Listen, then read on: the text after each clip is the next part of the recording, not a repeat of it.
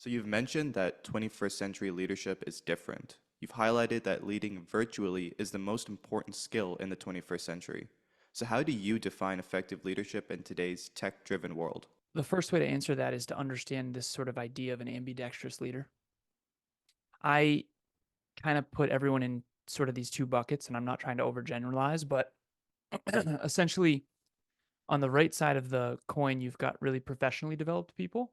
That was me. So when I was younger, I had the computer engine, straight A's through high school, computer engineering degree, master's in business, LinkedIn cover letter, resume, very professionally developed. I understood the external world. I understood business, finance, science, technology. I understood how things worked in the external world. The part that I was missing was how I work. The part that I was missing was psychology, human behavior, neuroscience, and then self awareness. And so the professionally developed people tend to do well in the economy, but they struggle with relationships. And then the other side of the coin is personal development, self improvement, personal growth. And this is self awareness. This is emotional intelligence. This is the ability to know how you're feeling, why you feel that way, the ability to be vulnerable. This is where humility, I think, is really built. This is where confidence in yourself comes in rather than just confidence in your capabilities. Because I realized I was very confident, but I was confident in my competence. I wasn't necessarily confident in who I am as a person. And in hindsight, that's become very clear. So, in the 21st century, particularly when you are with all these different generations, Gen Z being one of them, you have to learn how to be both professionally developed and personally developed. Now, here's the problem with that. What I've found having coached so many people, everyone's on one side of the spectrum. I lean on the professional side. I happen to be working on personal development. The problem is, if what you wanted was what you needed, you would already have it. So the people who are into the personal development, the self-improvement, the personal growth, the emotional intelligence, the self-awareness, the heart-driven part, they tend to avoid professional development unconsciously. They feel uncomfortable in rooms where people are extremely competent and very credentialed and certified and that kind of stuff. So they kind of avoid the professional environment. Then you've got the professional development people that do very well in the economy, but they kind of don't go vulnerable. They don't have the heart to hearts. They don't show their true colors. They don't take off the armor. And so I always have to consciously try hard to take off the armor and fully be myself. And I have to be fully myself in two things. Number one, my weaknesses, which actually I think is pretty easy. But more importantly, I have to take off the armor of honestly, I am very intelligent and I am very credentialed and I do know what I'm talking about. And so there's like this armor that a lot of professionally developed people have that they have to take off because truth be told, they're usually very hurt and lashed out at by the people who maybe are envious or insecure. Because if you have one person over here who's very professionally developed, and you have one person over here who's focused on character and self-awareness and self mastery, heart driven, these people tend to be insecure about these people's success and that kind of thing. And then these people often get lashed out at by these people, which makes them armor up even more. These people think these people are arrogant. It's this whole thing. And so, what I've tried to figure out is how do we all start with humility, courage, and vulnerability? How do all of us take off the armor? The people who aren't professionally developed, take off the armor and stop pretending that you are and learn from the people who are. And then the professionally developed people, listen, take off the armor and let's look at the heart. Let's talk about how you feel. Let's show emotion. Let's sit in the sadness of how bad your childhood might have been or whatever it might be. So, yeah. This framework seems like it would be more attuned with Gen Z or with, the latter half of millennials. How do you find older folks maybe interacting with these understandings? Yeah. So I've been on, I think, 350 or so other podcasts at this stage. And then we've got 1,700 of our own coming up on 1,800. And then I've been coaching now for 7 years. So all different countries, all different backgrounds, all different cultures, all different ethnicities, and all different generations. And so my youngest is 16 on my roster for business coaching, wants to start a YouTube channel. My oldest is 63, been in business for decades, right? So I've definitely got the whole spectrum. And that's been, I mean, I've learned so much from all these different people. That's my favorite part about what I do, is just how much I get to learn from all these different people. And so what I have found is that, and this is just statistically speaking, so please don't villainize me for this. I've found personally that women tend to be more humble, and that women tend to be more open to the emotional EQ side, and the younger generations tend to be more EQ side, more purpose, more mission, more meaningful pursuits. And then there's still definitely the older men tend to, not always, not always, but they tend to still have a little bit of that professional development. Never let them see you sweat. I'm not really going to open my heart. We're going to talk all bells and whistles and that kind of thing. And I understand why, but it's definitely been, for me, it's challenging a little bit, particularly with older men. And I know some of that is just from my childhood. My stepdad and I didn't get along well, that kind of thing. And then some of that is just ego and armoring that I think is very hard for some of those people to uncondition. Yeah, I don't think you're saying anything pretty controversial. These are just what you've witnessed, what you've interacted with in all of your years of experience. But speaking of all of your years of experience, you did say that you're in many countries, you're interacting with many ethnicities, your team is all over the world. Mhm. So that's a very distinct departure from the world maybe 10, 15 years ago where your team needed to be in this like box with you. You guys needed to be in arm's reach. How do you be an effective leader? You have a virtual headquarters, which is kind of, the internet. How do you be an effective leader in this environment? It feels like there's so much distraction, so much noise, and yet you have to get work done. You have to build the future in that way. What advice do you have on being that effective leader even in cyberspace? Yeah, so I grew up with tech. So I'm 35 years old for those of you listening, and I remember Halo 1 was an Xbox game, very famous Xbox game. And we used to do Ethernet through the internet through a thing called Xbox Connect. It was before video games were online. Put it this way, it was like the first time you could get online and play with other people, and we had to do it through our computers. We had to connect our Ethernet cord from the Xbox to the computer and then pretend to system link as if you were in the same room. And so I think that's a good metaphor. And then Halo 2 was online, and that was just awesome with Xbox Live and all that. So the point that I'm making with all that, though, is I grew up with some of my best relationships were online. I played Diablo 2, StarCraft, StarCraft 2, Halo 1, Halo 2. So video games for me was a big part of growing up. And a lot of my best friends in high school were on the internet. And so for me, I think that kind of came naturally. And so I got to be honest about that, because the fact that I have team members that I'm closer with than some of my own family members is interesting for the older generations when I've never even met some of them in person, right? So I have 22 people on my team as of yesterday. We just got a new quality assurance person who I haven't met yet, by the way, right? That was hired through someone I trust, Ron, my director of Next Level Podcast Solutions. So it's interesting because I have all these relationships with 22 different individuals, and half of them I've never met in person, at least half. And of the half that I have met in person, we've only seen each other what, 2 or 3 times. I mean, one of my main leaders in Next Level University, her name is Amy. I've met her 3 times in person, I want to say, and she's a director of 6 of our departments. So that how is the answer, the question that you asked. The how is leading leaders, and it's 2 things. So number one is leading by example, and that can be really difficult when other people don't see you on a day-to-day basis. And so how do you know who I am behind the, like, we're on a podcast right now and you can see this perfect backdrop and I'm dressed nice and I've got my setup here, but how do you know who I am behind the scenes? Particularly today in this day and age, you have social media, which is everyone is curating it. It's like a film. You go to the movies and you enjoy the movie, but you don't know what kind of an S show that was to make.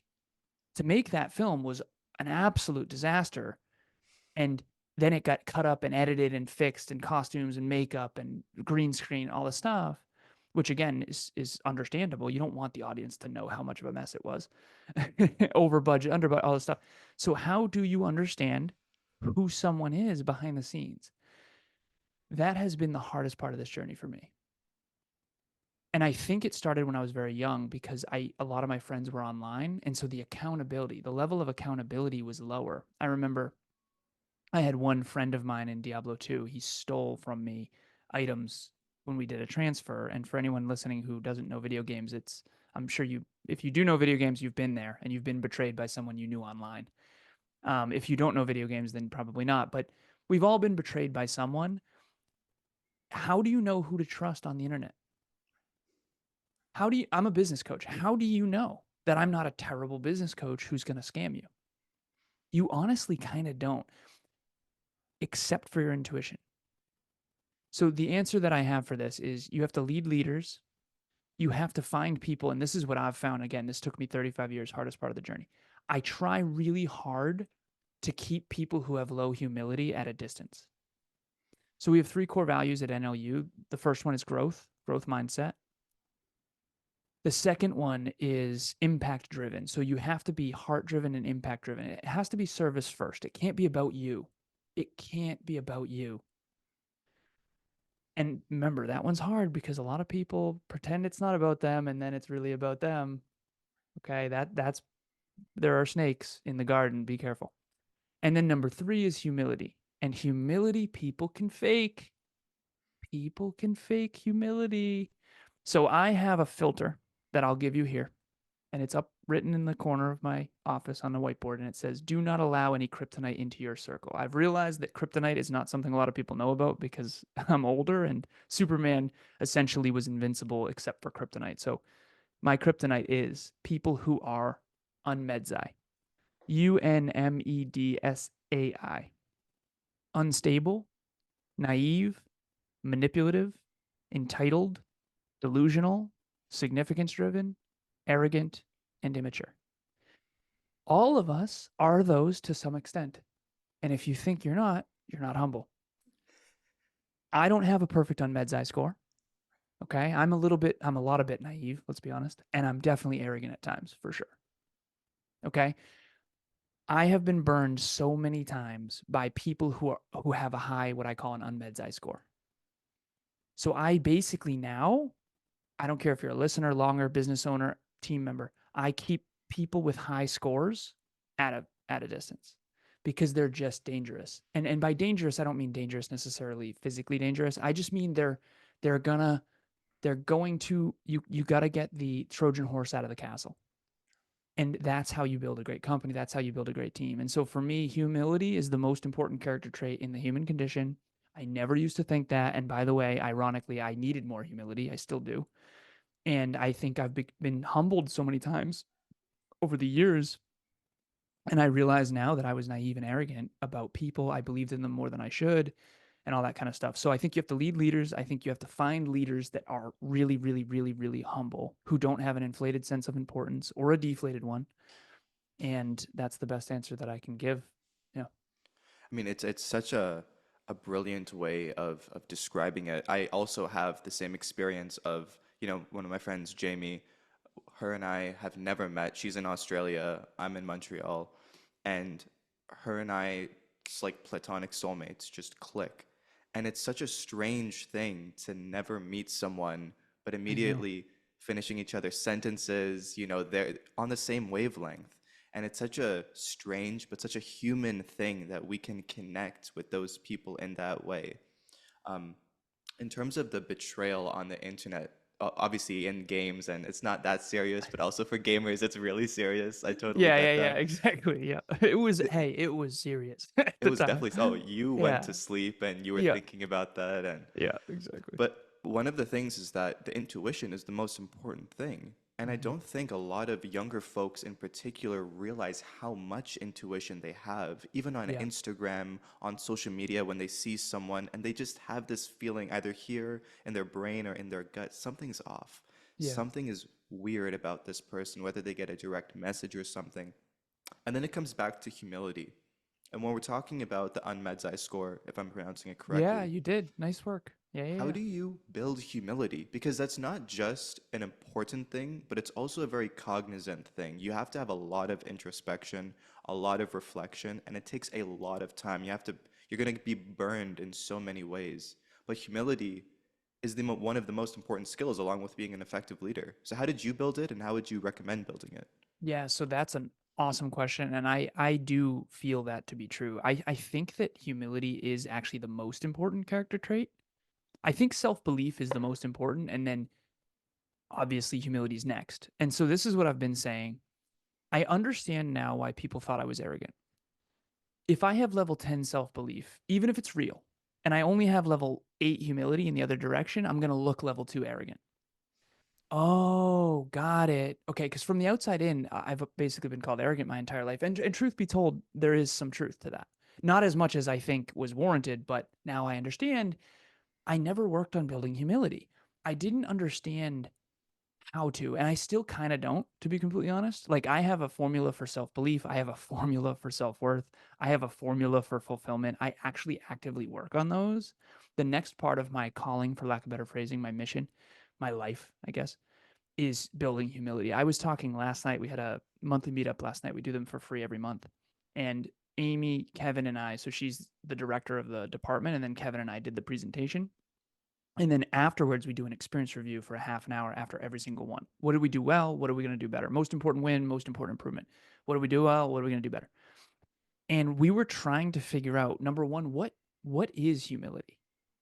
How do you know someone has it? What are the indicators? It's kind of like in poker. You can tell when someone's bluffing. And by the way, to your point about intuition, if I look back at my life, I would say I always gave people the benefit of the doubt when I had that intuitive something's off. And I wish that I hadn't. And I know that that sounds cruel. And also, some of this too, you're bound to get hurt. I mean, you're going to fail forward. You're going to get hurt when you open your heart to people and when you give, you of course might get hurt. But there were so many times where I would have that gut feeling of like something's off here and then not listen to it and say, "Oh no, they're actually a good person. They're actually humble. That yeah, it's all good." That has always been a mistake in hindsight, always.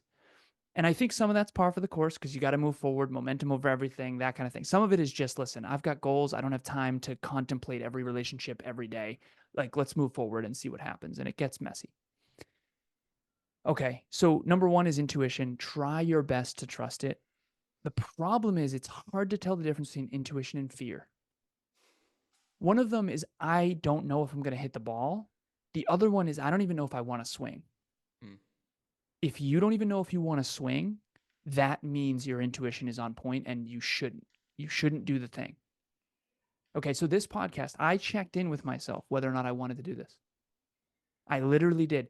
And the old me would have just done it because it's part of the goals and I'm going to help people. And what about the listeners that might need me and all that stuff?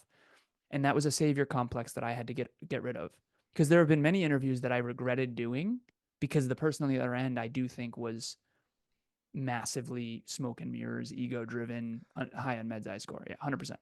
Not authentic, not sincere, ulterior motives. Definitely not here for the same purpose I'm here for, which is to serve. Like, I'm not here to sell you a course.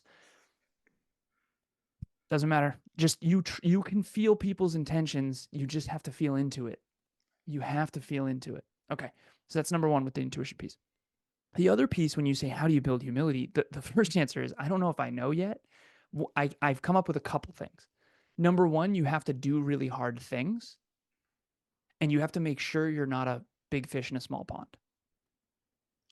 So get around people who are extremely competent and capable and intelligent. And that can be hard because a lot of those people actually are underdeveloped internally and then might be dangerous for you to be around. And by dangerous, I don't necessarily mean physically dangerous. I just mean emotionally dangerous. Like, you might get attacked by, here's what's happened to me, mentors that I've outgrown, and then they lash out because they want to stay the mentor and then that kind of thing. So to me, you basically have to surround yourself with extremely amazing, humble people in order to stay humble, which I'm realizing in real time sounds impossible.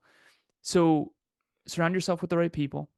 Energetically, you can feel when someone has humility. And by the way, intellectually, you can fake humility.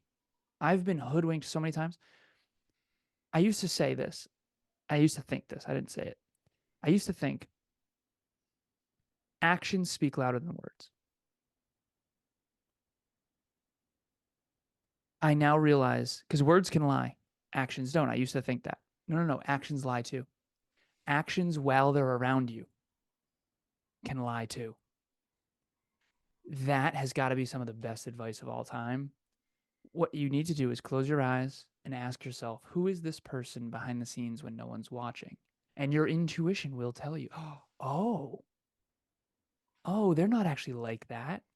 Their system is optimizing for belonging and they're acting like you when they're not actually like you.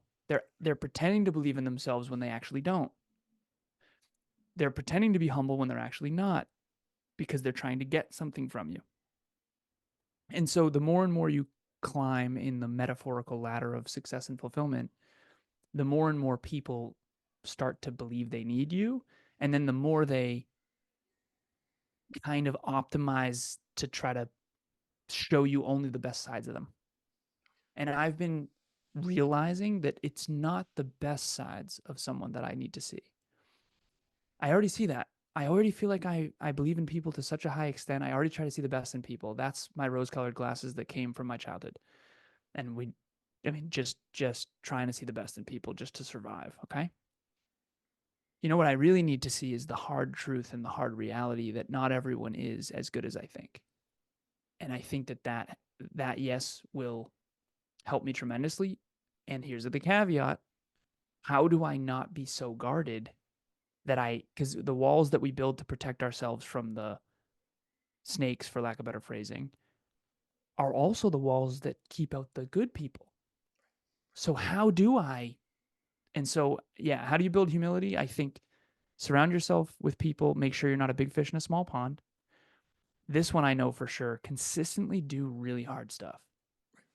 So I did a marathon on a whim once in 3 days' notice, and it was unbelievably difficult. The half marathon, the first half was actually pretty easy.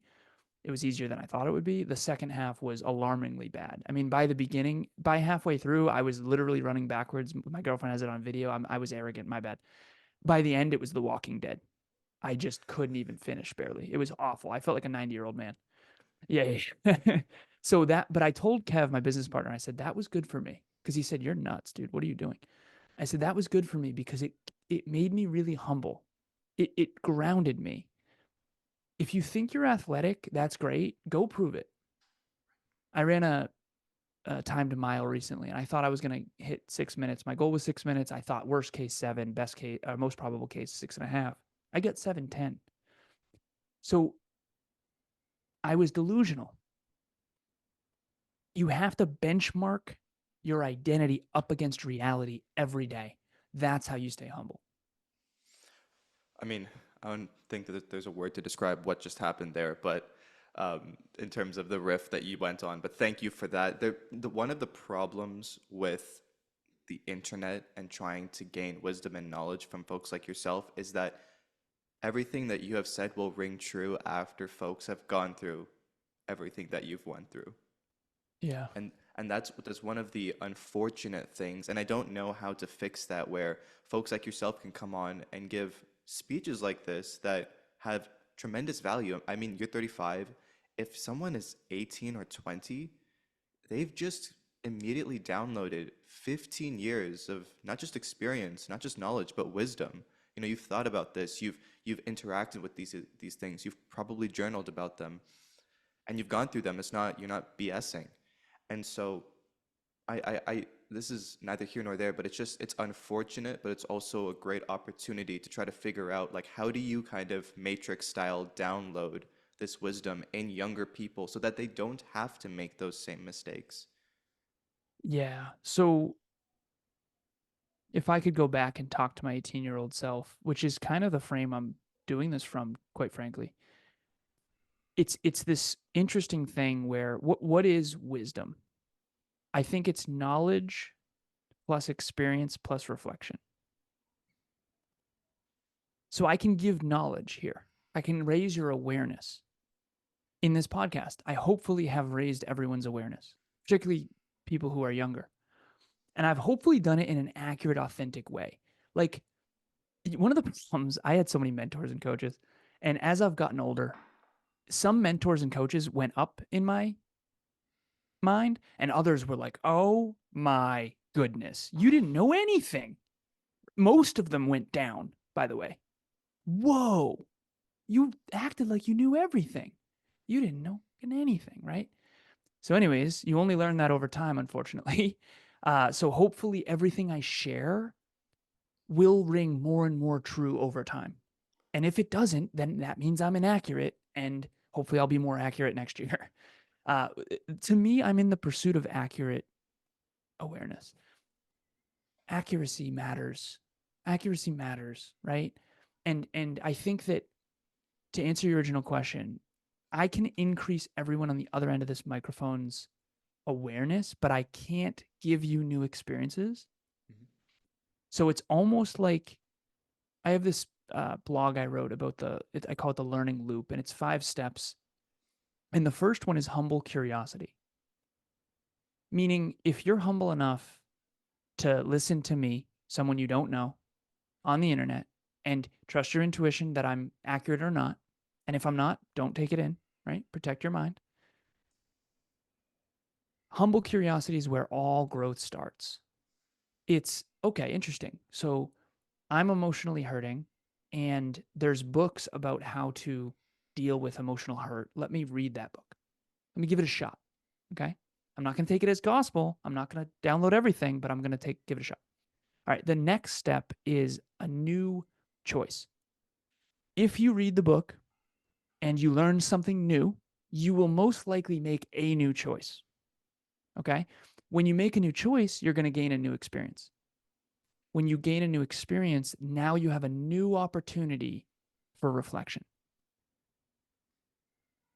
And when you get that new reflection, new contemplation, now you get a new distinction. And that brings you right back to humble curiosity. And it rinses and repeats forever. I am the 3.5 version of me. So I'm a computer engineer, so forgive me for this, but I think of everything like that. I mean, I was around in 2007 when the first iPhone came out, and I was in high school. I was a senior. And that phone was a revolutionary breakthrough, and now it would be an absolute piece of garbage compared to this phone. Now, I mean, did it even have the internet? I think barely, right? It was awful. That phone was so bad compared to this phone. But that's 15 years of software updates and hardware updates and firmware updates and operating system updates. That's the way human beings are supposed to work too. You're supposed to be smarter at 19 than you were at 18. You're supposed to be smarter at 35 than you were at 32.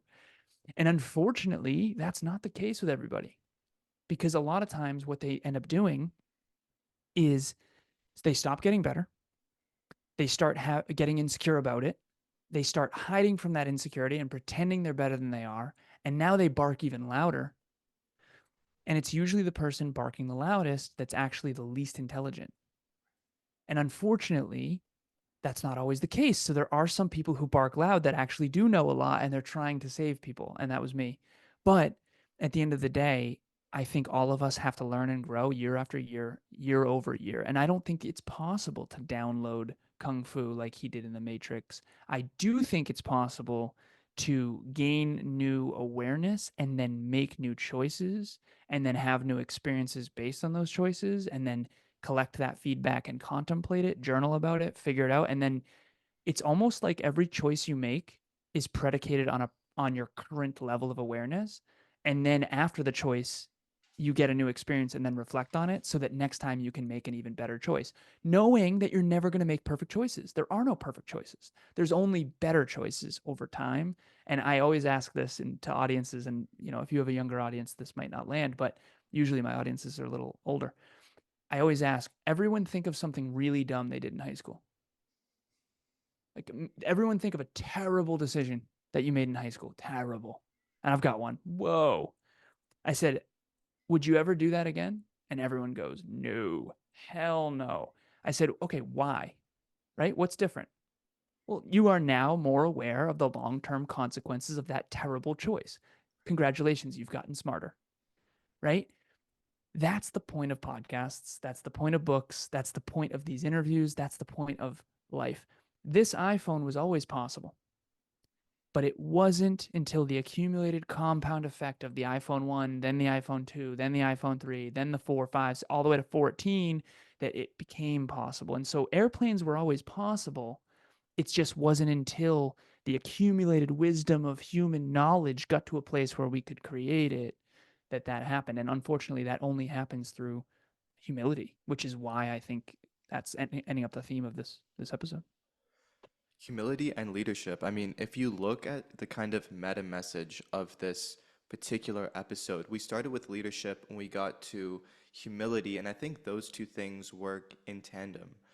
You talked about self-belief, 10 of self-belief and 8 of humility, you said, and then Yep. there's a 2 of arrogance. That was Mm-hmm. kind of like the way the cookie crumbled. And Yep. that's so interesting to me because I've also experienced that, but what I realize is that it's also I enjoy taking a lot of ownership over whatever happens just so I can learn from it. And so if Yep. somebody comes to me and says, "Oh, you're arrogant for that," even if I know personally I wasn't, I'll also look at that and say, "Huh, what's there to learn about that?" Because Yeah. I'm sure you've experienced this too, where sometimes you make a joke and it doesn't land. You know, you didn't mean to not make it land, it just doesn't land, right? Yeah.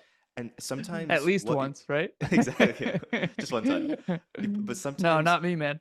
Yeah. exactly. No, I wouldn't have guessed. Yeah. But sometimes what you're trying to say, what you're trying to, the motivation, the discipline you're trying to give people, that also doesn't land. And then people think you're giving unsolicited advice. They think you're arrogant, but it's just, no, it's just the wrong person at the wrong time, essentially. Yep. And that takes a lot of humility, especially as a young person when you think and you've grown up with the world morphing around you. And that's one of the interesting things about Gen Z, where they've grown up in social media, and all of these algorithms are tailoring the content, they're I personalizing the know. content to them. And so they live in this bubble, and then they immediately hit reality, and they're like, this is not what I expected. I'm I going to go know. back. I'm going to be an influencer. I'm going to quiet quit. And and this is one of the most important things about doing really hard things and not wanting to be that big fish in the small pond. Yes, your niche is you. You're an N of one. You're a unique individual. But understanding what the greatest leaders in history had and how you can also have that too Yeah. is something that for some reason is lost in society. I don't see anybody really talking about this. We talk about, social intelligence, emotional intelligence, creativity, problem solving. Where is leadership in this equation as well? Yeah. Yeah. Yeah. I mean, Yeah. most of the go ahead.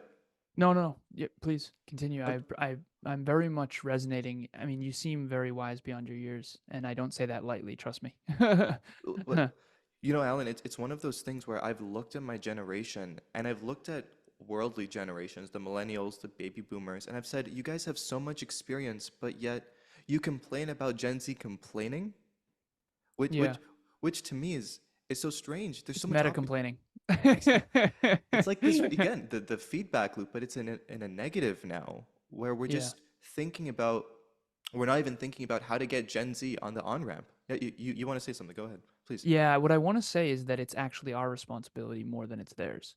Right. And responsibility is hard because it's this weird double-edged sword. If you don't take and by the way, you want to see a sign of someone, I'm still figuring out the humility thing. You want to see a sign of someone without humility, they don't ever take ownership. Hmm. They never take personal responsibility for anything. Remember that. You want a cheat code right now to protect yourself and also from yourself, by the way? Mhm. Listen good. Someone who cannot take personal responsibility for their part in any drama or trauma or thing, that is someone who is very counterproductive to be around. Okay. Now, here's why those people don't take responsibility. Let's go deeper layer. Why aren't they taking responsibility? Why are they playing the victim and painting you as the villain and trying to come in as the hero?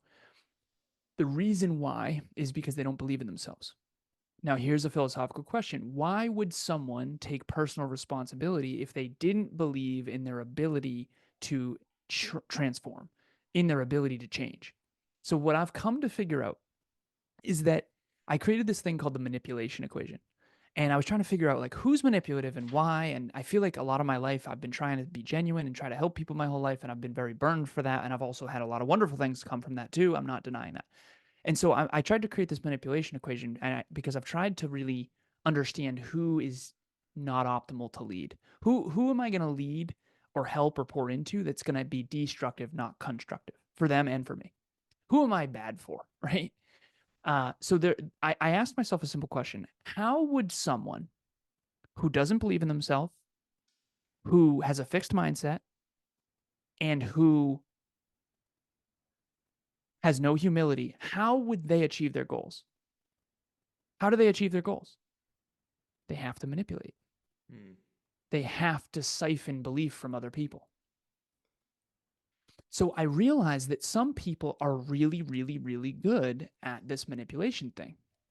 And then we go into the philosophical question of what's the difference between leadership and manipulation? The difference between leadership and manipulation is intentions. It's your intentions. One of them is with deceit, smoke and mirrors, and dishonesty, and trying to portray perception over reality. Leadership is leading by example, positive impact through constructive feedback that is rooted in objective truth. Now, objective truth. Well, who knows the objective truth? Technically, no one, but some people are closer than others, and this is where your intuition comes in. But what I've come to understand, and this is where I have some empathy, even though it's hard for me, if you don't believe in yourself at all, you kind of can't take responsibility. Because if you don't believe in yourself, taking responsibility is just more pain. I did it, that's my bad. But what's the point of that if you don't think you can change? Because if you don't have self belief, you actually can't change. So some people have an identity that is deeply rooted in the unconscious and subconscious that they can't transform. And so if they believe that unconsciously, that there's no benefit. They will not take responsibility or ownership out of self-preservation. And so I think my generation, Gen X, uh, baby boomers, and millennials, it is our responsibility to lead more effectively. But most of us, not most of us, a lot of us, 20% at least, are not taking responsibility for that because we don't believe in our ability to lead Gen Z. Mhm. So the reason why I've taken so much responsibility to lead my own team, like if NLU fails, it is entirely my fault.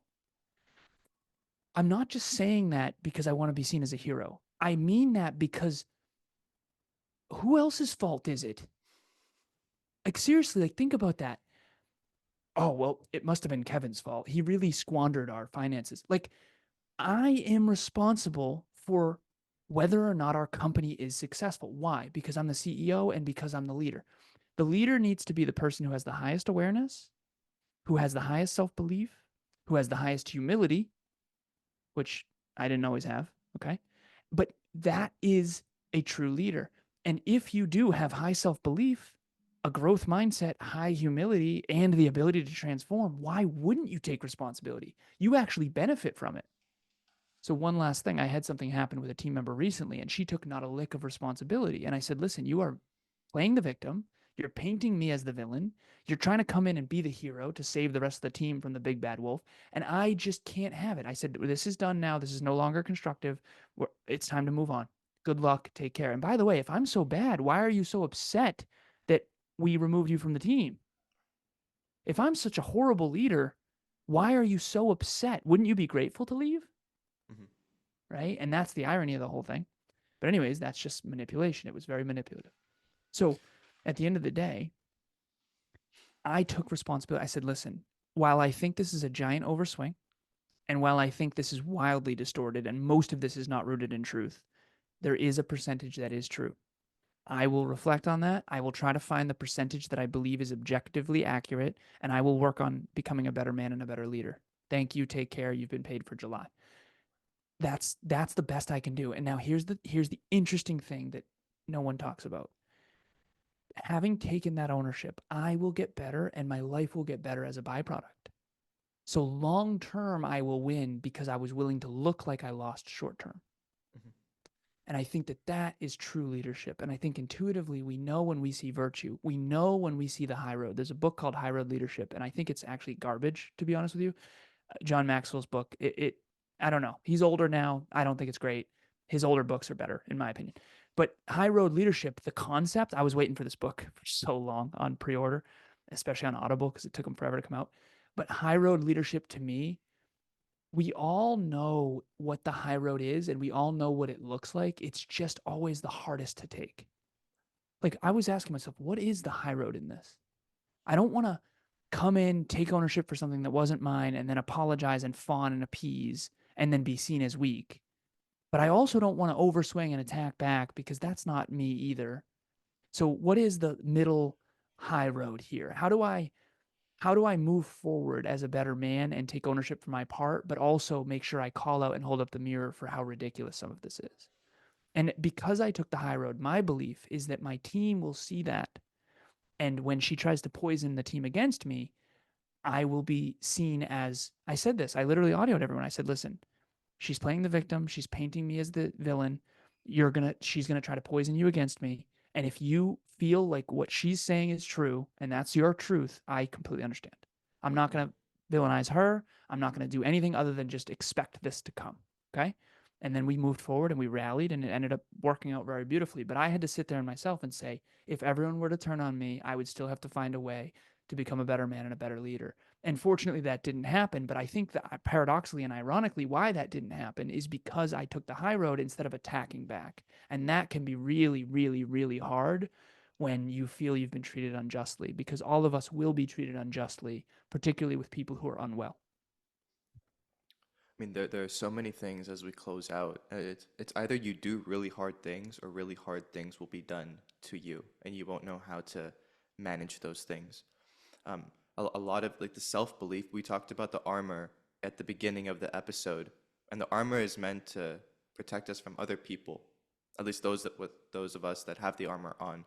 But more often than not, the armor actually, causes us to in some way protect us from ourselves.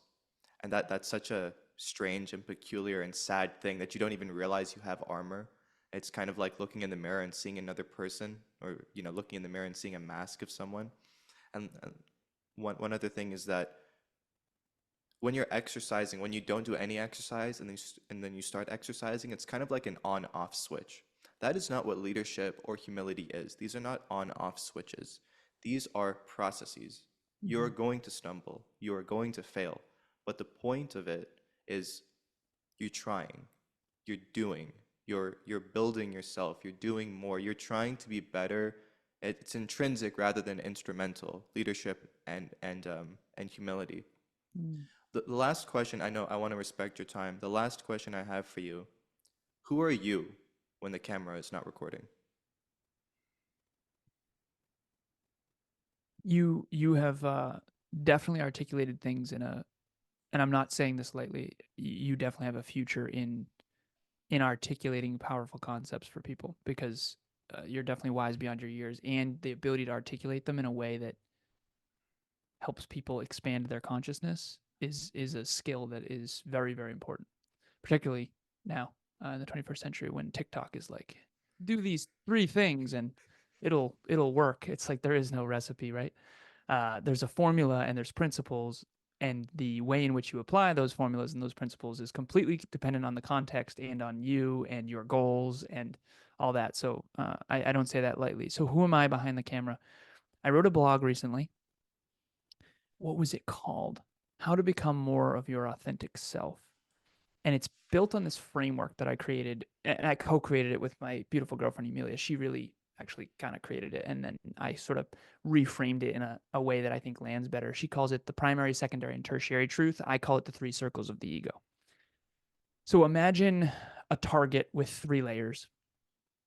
The outer layer is who you want others to believe you are. The next layer in is who you want to believe you are. And then the inner circle is who you really are. I got in a car accident at 26. My father passed away in a car accident when he was 28, and it made all three of my circles the same.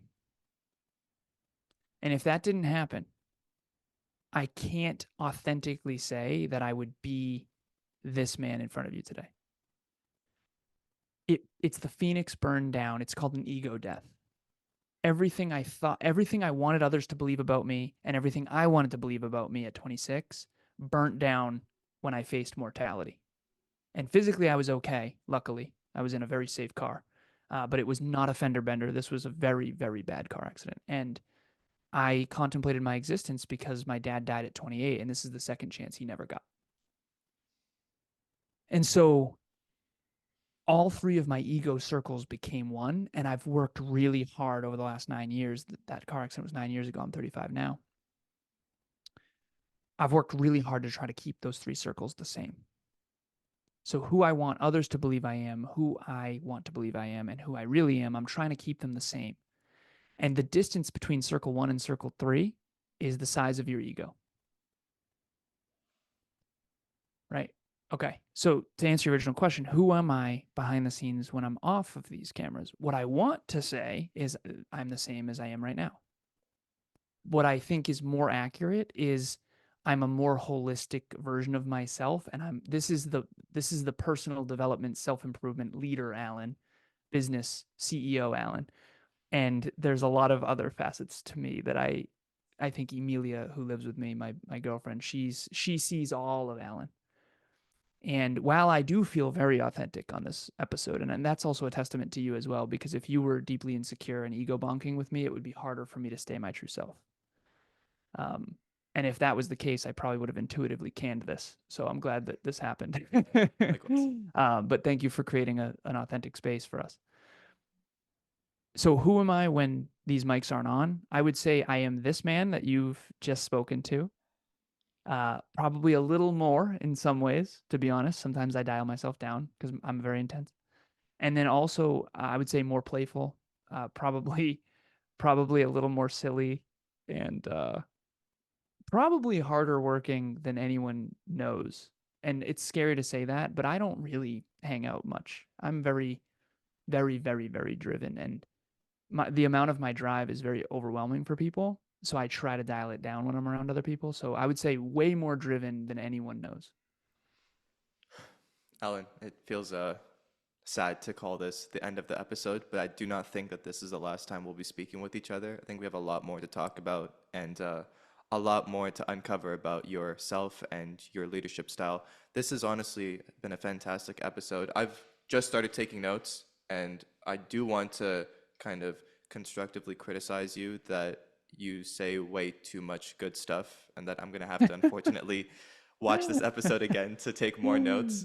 Um, I was like, I oh would. no, in that moment, here we go. All right, here comes the feedback, right? Here comes the feedback, Yeah, let exactly. me take ownership for the stuff that's true. For the stuff that's exactly. That's why I want to make it on Friday, so you have the weekend to think Nice. about it. Yeah. Thank you so much for that unsolicited advice. I'm joking. um, Mhm. I would love to get your social links. We'll throw those in the description. I do want to also get your Unmedzai description and put that in the description, Yeah, so absolutely. that people can really interact with that and think on it. Yeah. Um, but that's all our time. Thank you so much, Alan.